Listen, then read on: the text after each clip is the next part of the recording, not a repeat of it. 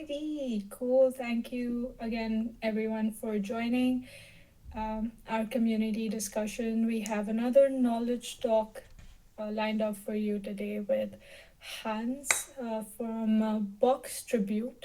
He's the co founder and tech lead at Boxtribute, which is a warehouse and distribution solution built for grassroots NGOs. And today we'll be talking about how Tribute has collaborated with local organizations across multiple locations. And last year, their team also conducted a research trip across Ukraine borders, Balkan route, and Lebanon, deepening their understanding of the evolving challenges faced by local actors. I invite you, Hans, to take away and introduce yourself and maybe delve a little bit into your journey of coming into this field. All right. Thanks for the introduction. If there's any questions, please raise your voice because I don't see you. I just have one screen at the moment. Um, I'm Hans. This is an older picture of mine, like over 10, almost 10 years ago, where I started in, I think this is in actually in Athens in 2016, unloading a yeah, truck of aid goods, which arrived in Athens. And yeah, that's also at the end my starting point. If I talk about my background, it's really like I actually studied physics in Munich. I worked there or like volunteered there already for refugees. And after my studies, I had a phase where I had not that much to do. So I just went for it and went to Greece and volunteered there in a refugee camp in northern Greece.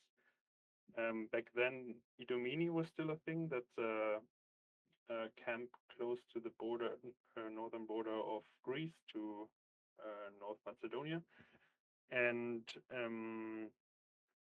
in that time, yeah, I was volunteering for for a Norwegian organization called Drop in the Ocean, and became later on their warehouse manager.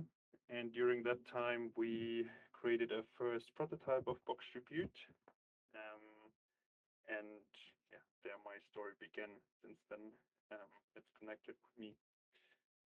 I have one or two older pictures from back then. So kind of like when I arrived, this in Thessaloniki, a warehouse in September 2016. You had a lot of donations which are coming in from all over Europe for this back then, um, yeah, relatively new refugee crisis, if you want to say it. And yes, it's quite chaotic, especially like when you have a lot of volunteers, a lot of local people. Most AI of them notes don't and have much. transcription on. Okay. Most of them Sorry. don't have, yeah, no worries. Most of them don't have like knowledge on how to store logistics processes. So, and many people just stay there for a short time. Many people touch things. It becomes quite chaotic quite quickly back then. And it's still in many new places where you work with smaller organizations, it still looks like this. Also, distributions. You have a picture on Chios, an island I visited later. Um, for yeah a distribution of goods on the beach actually. Also very chaotic. You have a lot of queues. You don't um, have kind of like fair choice in a sense, or like especially queues are quite an unfair process. Yeah, it was just very chaotic. Um, we started back then in northern Greece when Idomeni was closed down and a lot of refugees were distributed to different camps. We created our first free shop back then, so a shop where people could come and just choose what they need instead of being like a pre-packaged, getting a pre-packaged um, yeah bag of aid goods, which for us was a much fairer process, more dignified because people are more treated like a customer and not somebody who's begging for the aid goods. They can choose. They what they actually need, and it's therefore it's also a more efficient process. Um, yes, and that's kind of like our beginning. Since then, over the years, we actually, when I left the field, like we implemented it in Kios as well and in Athens with the same organization. We open sourced the code base um, because we built actually like a software to run these free shops and a prototype back then in the warehouse to also fight this chaos. This code or like this first prototype we open sourced and thought like, hey, possibly many other organizations could just use our code base and implement it in their organizations as well. However, when it comes to these small organizations, they usually don't have the IT people or personnel. So even though the code is there, nobody's using it. Like if you don't offer it to them, and yes, um, that means like we were asked by quite a few other organizations because they knew how well organized then Drop in the Ocean was. And they approached us actually if we could implement with them as well. So we decided in 2019 actually to make our own organization out of it and make out of this code or prototype we developed in 2016 software as a service product for local organizations to help them in their warehouses and with their distributions in beginning, but now also in generally with registering activities with beneficiaries. So we are now at least currently used in these locations. We have also in the Middle East like a foot in the door, still in Greece, quite a bit in Ukraine or on the borders of Ukraine, a lot of sending organization, we call them in Germany. Think it's like 1 year old, this graphic. There are like a few more in the UK as well now, and in Italy we have additional ones. But yeah, this is kind of like the current user set. Until now, we have worked in generally with about 35 organizations in 50 locations. Um, and all of these organizations were rather small local organizations.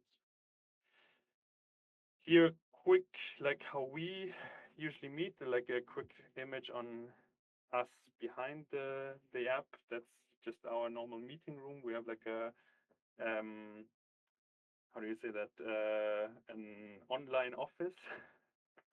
um, yes, so we work all remotely. Where at the moment we hired a few new people, so the team got a bit bigger. And we're also at the end. I will mention we have an open position for a designer as well. But yeah, so there you see kind of like at least like some of the faces when we regularly meet. Yes, I on this call. So this was kind of like the history of how I started, how I got introduced to the field. I wanna. I have two more sections. One is kind of like what is Boxtribute, so you understand a bit more on our features and functionality, what we actually do. And then I also have a part on what we learned over the last years from working with these small organizations. Um, and like also we did as you mentioned before, like we did a research trip last year through the Balkans, through on the borders of Ukraine, and also in the um, yeah Greek islands, also a bit in Lebanon. So I can present these learnings from them. Just an FYI, if somebody looks at the clock, I definitely need to leave 10 before 7. Hard stop. Just an FYI. It would be nice if somebody looks on the clock. um, yes. So what is Boxtribute? If you look at these scenarios, you see Boxtribute here in the red cycles. We have here on the one hand side a system of labels. There are some kind of QR codes on them to track kind of like stock and aid for aid goods. And here on the computer, usually people are registering who is receiving what kind of aid or what kind of service now. So we have on the one hand side a very simplified warehouse management. So, like the situation in the field is that most of these local organizations, they don't have a logistics background, so they need really a software which breaks down like this logistics process to a simple process they can do on their phone. It's also, if I look back at us, this part is the most impactful because the logistic process is the most generalizable across regions, I guess. It's always all the organizations first need to know or want to know like what do they have currently in stock, to figure out what they need to get or what they can distribute. And usually yeah, they are limited there already, or like they have a tough time figuring out what they currently have in stock. And some of the some of the more advanced or professional organizations, they are then probably planning like what is inbound and what's outgoing, so they can plan a bit like what resources do I next need the next few months. Um, However, it's really for us we see our biggest impact in this part, like helping them with our app, like to introduce some kind of structure of a process with the app, yeah, that they can do logistics easier. There is now also parts in it where you between organizations can share stock, you can coordinate a bit better, or like if you're, for example, sorting and collecting something in Germany and then sending it over to Lebanon, you don't need to resort. You can kind of like take over these stock items with transfers, but these are more advanced features. I don't want to go deeper into this. Um, what you have is like these QR codes. You have a view on your phone, like what's a box like, or what's a single container or batch of 8 goods, and you get like, as I said, a stock overview of what you have. You will also have statistics on what's coming in and what's going out. Then on the other side, I would call it now beneficiary CRM.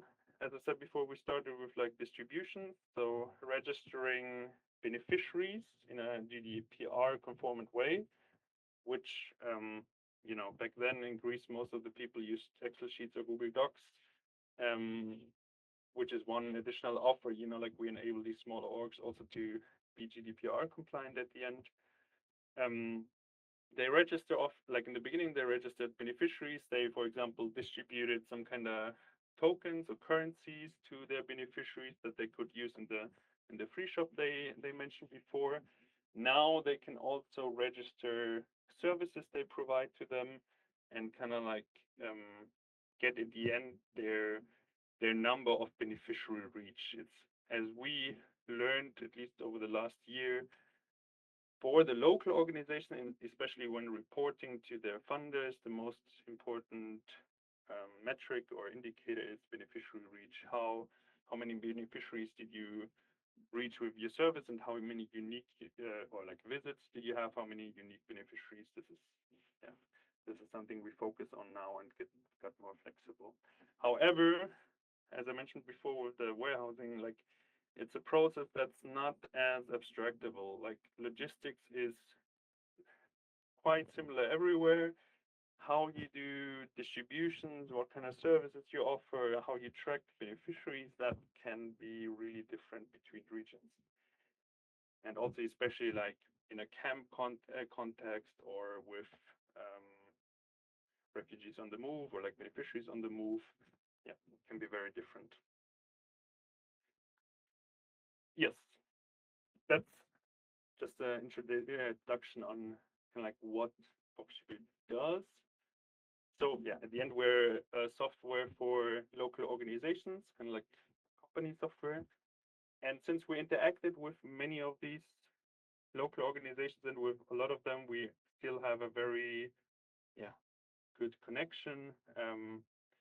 We like tried to figure out what's yeah summarize like what we learned and what we can do to improve them, because there is one big learning, at least which I didn't know when I started, is that localization. So like the term localization. So the moving aid to well, aid delivery or towards local actors is, I would say, within the research community on human aid, within any INGO, yeah, just acceptable. In 2016, there was the so-called grand bargain between the largest INGOs who decided, for example, that they want to focus more on localization because it's, I don't know, it's more efficient. These local actors know the local context better.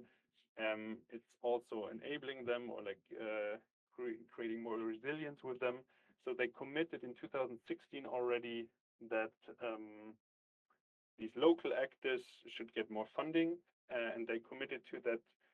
Um, at least I think until 2020, they wanted to, I don't know, fund 25% of their donations directly to local organizations. However, like we're still quite a bit of far away. They committed to this in 2016 to have 25% in of funds of their that they distribute um, going to local actors by 2020.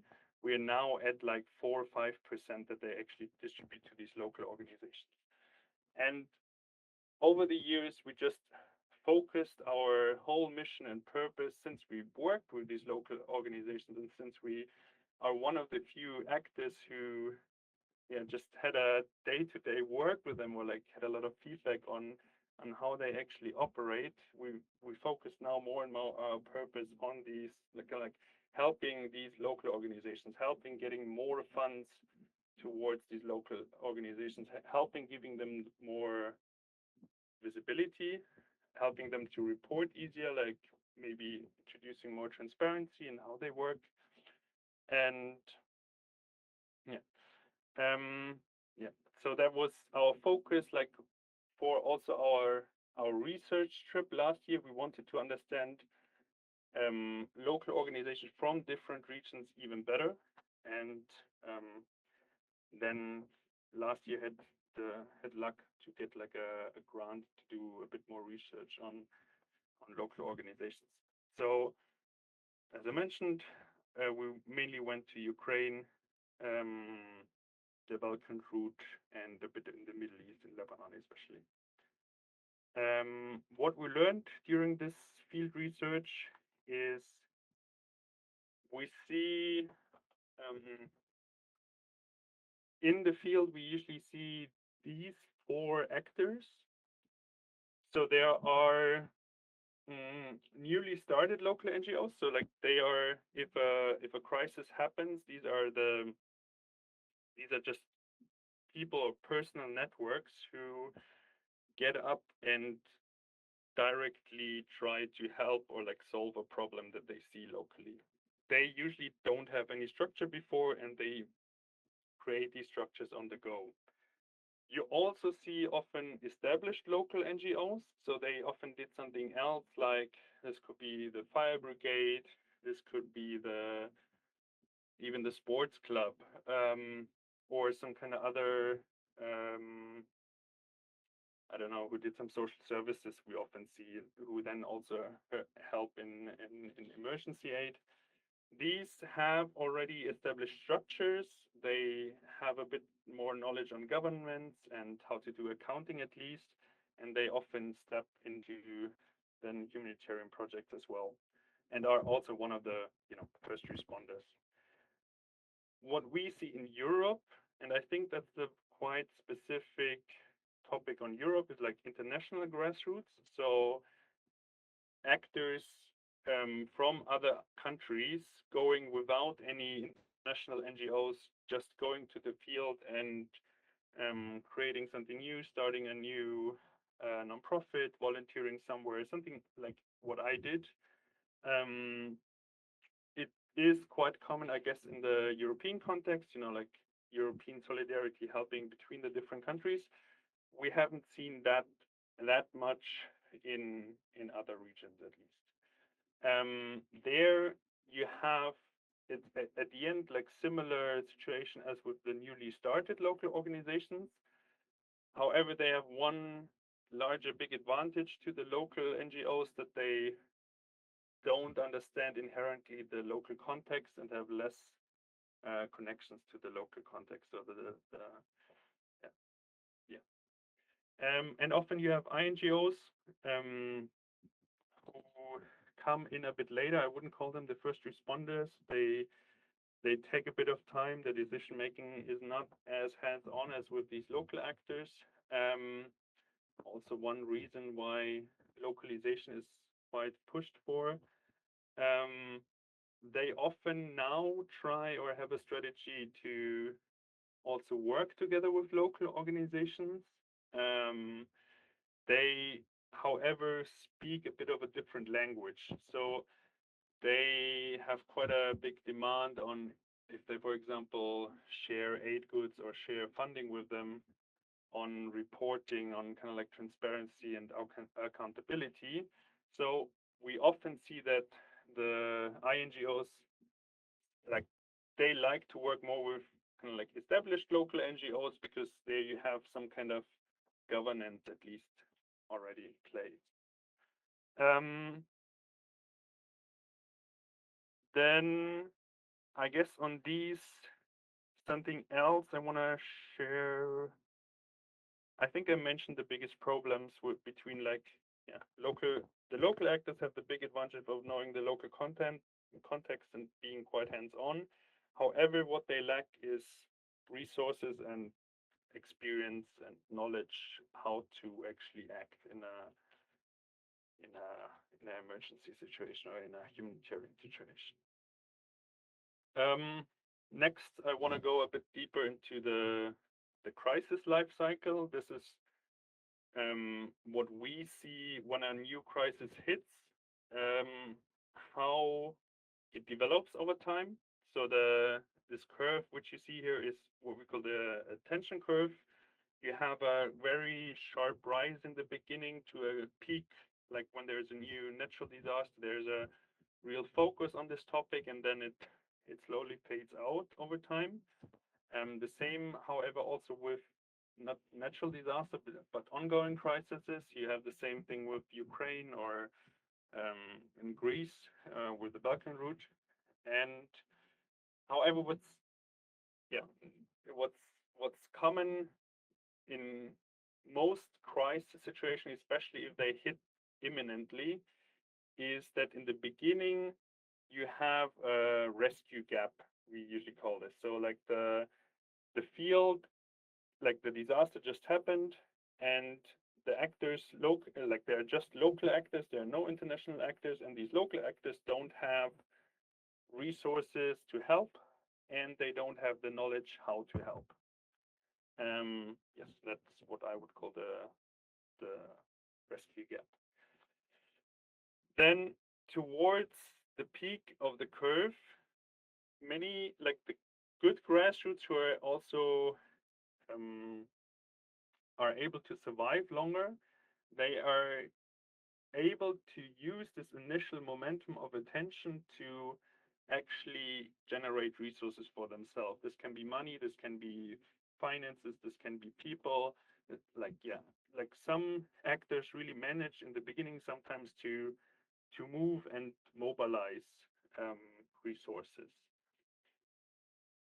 We also have then, however, that kind of like when they reach the peak, what often happens is that you have a very strong focus on operations. Like you, for especially like these grassroots, they started up because they saw a need and they wanted to help. If they want to help for a longer time, however, they need to quite quickly professionalize and also go for a more diversified funding. Um, Often, especially in the beginning, also INGOs fund these local NGOs. However, they are pulling out quite quickly after the after the first attention, often because like INGOs are also underfunded and rather funded for a shorter response, and they then need to cut the funds and also stop the support for grassroots organizations, which are then often yeah, either dying out or they find another way to fund themselves. It's very seldom, I would say, that grassroots manage to make a decision themselves that they step out of the field. Most grassroots don't do that. One thing which we also seen a lot is at this point we have INGOs, at least it feels like, or many local organizations have the feeling that they are um, um, that the INGOs claim their impact, and frustration between the two actors sits in. Yes, as I said before, the grassroots usually start dying out slowly. We ourselves, as Boxtribute, we come in, unfortunately, at the moment. That was the analysis after last year, after the attention curve. So, like when these grassroots are willing to professionalize, or when they are starting, they see they need to professionalize. We have examples in the past where, when we come early on in this crisis life cycle, we are the most impactful. So, any organization who starts using us with setting up a warehouse, they have directly a process in place with the software, and they don't need to professionalize later. It makes quite a lot of things easier than transforming their internal processes when they already have a warehouse set up. So, for example, during Ukraine, we supported a warehouse and distribution center in Krakow, who was an old shopping mall, and at the end they had like 300 volunteers, and I think over the 2 years they supported 200 or 250,000 Ukrainians. Um, and they always told us, like, without the process of us being there in the beginning, they wouldn't have been able to scale that kind of operations to like these amount of numbers. Yes. So these are, I guess, the learnings from the field trip. What we took away from this now is that we want to get, or like our aim at the moment is to get earlier to the curve, or like earlier into a crisis. And since we're like a small team of just, you know, 6, 7 people at the moment, we cannot deploy to the field ourselves. We need somebody else to do this a bit for us. So at the moment, our approach is to approach capacity builders and funders of humanitarian aid. With capacity builders, we would love to do joint trainings, a joint service for local organizations. Many of these are kind of like combined, or INGOs represent often like people who are going to the field and approaching these local actors. So we would love to act more with INGOs and create kind of like a shared service to get really into the field. And another thing we are trying out at the moment is, since we have a lot of operational data on these local organizations, and yeah, it's quite transparent from, if we look in our data, like what kind of operations these organizations actually do, that we could create, or we are trying to possibly develop some kind of data product to create more transparency and visibility into these local organizations, which we might even be able to sell to funders of humanitarian aid. Um, in a sense, like there are quite a few funders who would love to fund local organizations, but as I mentioned before, they often speak a different language and they don't trust them that much and ask for a lot of reporting. So yeah, we're trying to prototype some kind of data product that, you know, we could give more transparency into local organizations. So that's our strategy at the moment. I'm now almost at the end. As I mentioned before, there is at the moment an open position for like a designer who could help us develop something for yeah, for this joint service with capacity builders, or what I meant, like this data product with local with funders of humanitarian aid. I would also be super happy for any feedback or input, who to talk to, especially like if there's any INGO, capacity builder, or funder who is interested in focusing on localization, we should talk to any actor, any person where you feel like, um, yeah, we should reach out to help us develop these kind of services and products. That would be amazing. Any, just try like anything would help. Feel free to reach out on Slack for this. And I guess that's the end of my talk. I'm not sure. I didn't look on the clock. I think I was talking a long time on. Some more. Yes. Wow, who did the clap thing? That was amazing. Okay, I don't know how to do the clap thing. Well, thank you so much, Hans. This was brilliant. That was a very heavy info-packed session with you. I'm also not doing something similar as in the warehousing that you are concentrating on, but I'm currently working as a UX researcher on a volunteer basis with Digital Aid Seattle, and they also provide free tech solutions to nonprofits in the Seattle area. So Mhm. it's very cool what you are doing and how you've focused down on a niche. I kind of want to know, I'm really curious about adoption. So I'm wondering because you've mentioned that NGOs, especially grassroots NGOs, might struggle with limited tech capacity. So how do you ensure that they're able to adopt your technology and you're able to pitch Boxtribute more effectively to them? So the adoption part is quite easy. Like we have a standardized onboarding flow with them. We are a software as a service product, so at the end we just send out a login for them. We usually have a bit of onboarding because they need to define like warehouse locations and kind of like products they want to store in a warehouse, but you can do this within a day, more or less. That's kind of like the difference to like if you compare it with an company ERP system, like for warehousing, you usually calculate 3 to 6 months of preparation, customization for for these for these softwares, and we're really focusing on making adoption as easy as possible. Our problem, as I mentioned in the call, is like when do we reach them? So like we're not as well known as an actor that a local organization finds us in a new crisis. So we often need a foot in the door. Most of it at the moment is just word of mouth. So like we're trying some kind of other, yeah, kind of in a way like piggyback a bit on the INGOs. Like if they are going to the field and trying to capacity build, they should they could have us as an offer as well. That's the idea at the moment. Yeah.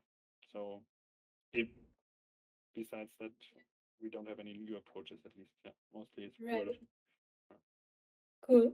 I know I kind of jumped on you immediately, but opening the floor to the rest of the audience here as well, if you have any questions or as Hans referred to any feedback that you could provide him, opening the floor for that. It's already a question from Cedric. Do you know the H2H network? Yes, we do. We are currently in the process of getting becoming part of it as well. Because we are thinking as well about it. Do you see an added value for Boxtribute? Does it help you to reach out faster or just to connect with other NGOs or to get access to funding? Access to funding, yes, possibly.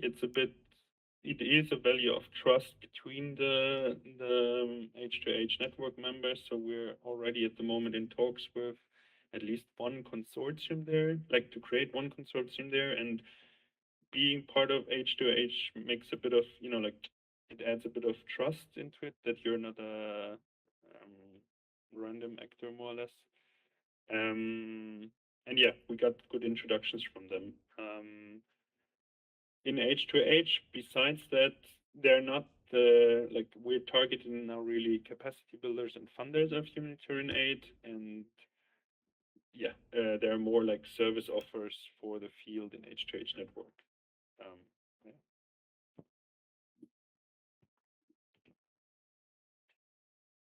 Okay. I have some.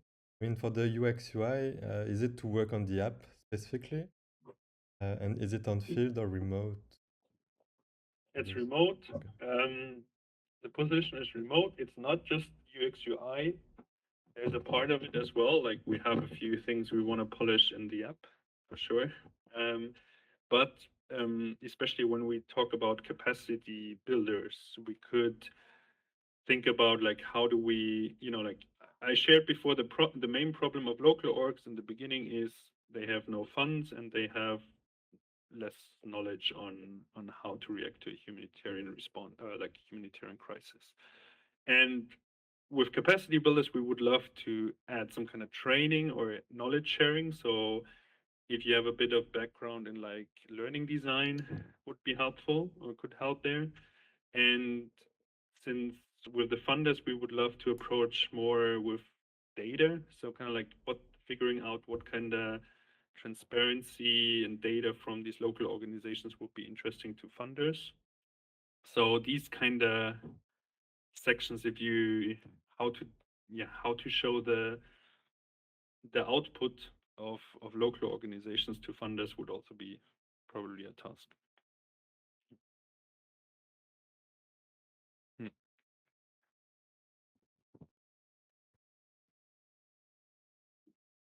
A quick question. Do you have presence in the US as well, or are you currently only around Europe?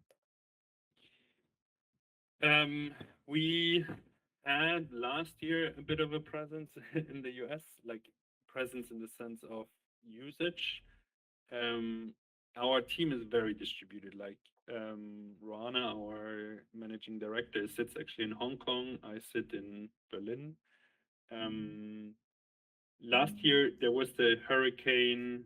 Oh, don't pin me down on the name of the hurricane, but last year there was a hurricane, larger one, and we worked together with another organization called Distribute Aid, who had a large network in the US. So we had like 6 locations in the US who also tried out our software. But as it is with natural disasters, demand comes and goes. So like usually if the natural disaster is over after quite some time, like um, yeah, we don't have anything concrete there anymore. Yeah. There's one in Puerto Rico at the moment where actually like we're having talks for or tried last year something out to because they have a lot of storages for disaster preparedness as well for the next hurricane, possibly. Right. Would you say, like, since you're speaking about disasters just now, has there been a moment, if you could describe with Boxtribute, which uh, significantly accelerated your response because there was a crisis and there was a sudden influx in how your software was being used? Yeah, I think the biggest one for us was Ukraine. Um, you had quite a few actors who used us or knew us from Greece, like that's where we started. Also moved over to Ukraine and then being introduced, and it really was there was a huge spike in our statistics as well, just like how much was moved in aid goods. It was also very interesting to see in Germany, especially because I don't want to buy in too much in the stereotype, but there was quite an organized group of organizations after the Greek response, or like sending organizations, and they formed their own kind of union, and they managed to send, I think, each week 1 to 2 trucks to Ukraine. From all over Germany, of like privately donated, like without any larger international organizations behind them. It's like 30 to 40 orgs throughout Germany organizing. Yeah, that was definitely like the Ukraine crisis was a huge catalyst. But you also see there now with less attention, less donations, less willingness for company donations as well, declines, or there's less aid being moved. And when it declines, does it affect Boxtribute at all, or? Yeah, a bit, yeah, for sure. So we are funded. Our payment model is that like we ask a fee for the local organizations to pay for our domains and basic maintenance and the servers. Also, we see a value in, if they pay for something, they see it with a bit more value. But it's quite a small fee. It's really just for the basics, and on top, we fundraise ourselves to produce new features or to do these research trips. Or so, of course, there's a bit of a gap the less organizations we have, but it's manageable. Right. I have one more question, but I'll take a pause here and just check in with the rest of the group if they have any questions they'd like to ask.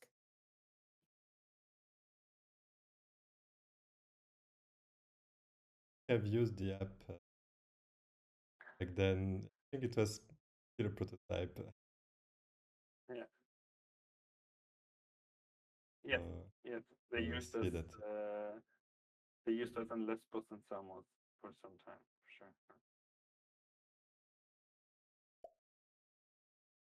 Well, actually, I'd love to use the app too, if possible, just to like play around with it. If Yeah. you have a link. We have a staging login. Yes. There you could, with a lot of demo data, you could put in whatever you want. Or you catch designers. Let me play. Yeah. No, but like it's also like if you look back at it, the functionality, I have to say, from we develop new features also to share between organizations, but the biggest impact we still have actually with the first idea, like the first things of like the QR codes and making it easy for getting an overview over the organizations. It's sometimes quite funny to see. We still improve, we keep the stack up to date. Now we go a bit more into data and how to show them. But yeah, our approach or our focus is now actually more on outreach, working together. It's also quicker for us to, with AI in the background, to create any new feature or to prototype new things. So we are shifting our focus more now on really relationship building or like reaching out to new people, creating really services. Um, I think we probably, have only a minute to go. I did have a question, but I can always ping you my question. I just want to thank you very quickly, Hans. I think like I could hear a lot of passion as you presented your topic today. Thank you so much for coming on and taking time out of your very busy schedule to bring us all of this lovely, lovely, very insightful knowledge. Really appreciate you bringing in your learnings and insights as well. I especially loved the crisis. I don't know method. what you called it. Yes, if possible, if you could share like that slide with us or all of the slides with us, that would be Yeah, amazing. And thank you so much for spending time with us today. Really appreciate it. yeah, thanks for giving me the platform as well. Good. I'm dropping out now directly. Need to Alrighty. go. Thank Thank you, Thank you very Hans. much. Have a you. lovely Bye. rest of your evening. Bye. Ciao.